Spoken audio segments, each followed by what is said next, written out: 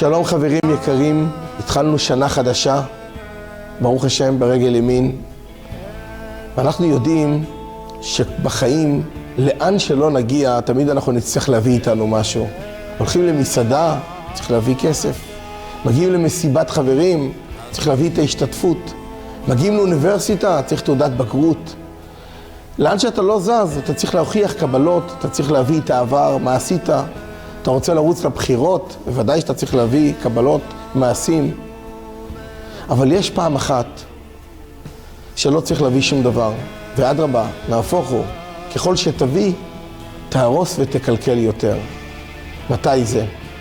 וכשאנחנו מגיעים בעצם בפתחה של שנה, אנחנו נמדים לתפילה, נמדים לאמירת הסליחה, אנחנו אומרים, לך אדוני הצדקה, ולנו בושת הפנים.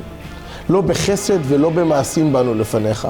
כדלים וכרשים דפקנו דלתך, נא אל תשיבנו ריקה מלפניך.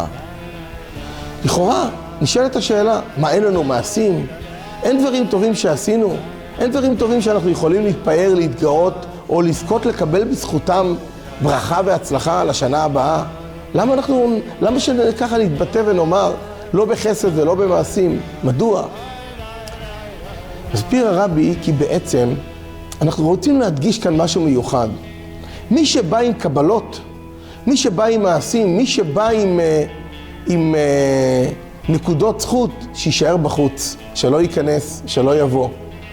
הנקודה היא שכולנו שווים. אנחנו לא באים בזכות המעשים, אנחנו באים בזכות האחדות.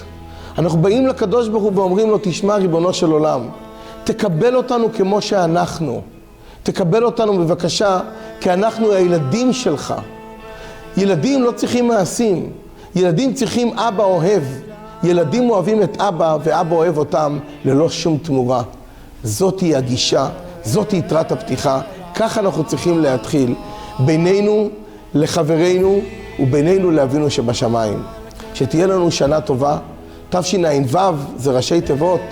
תהי שנת עלה והצלח. כל אחד מאיתנו מאחל לחבר שלו, מפרגן לו מכל הלב שהוא יעשה ויצליח. שנה טובה.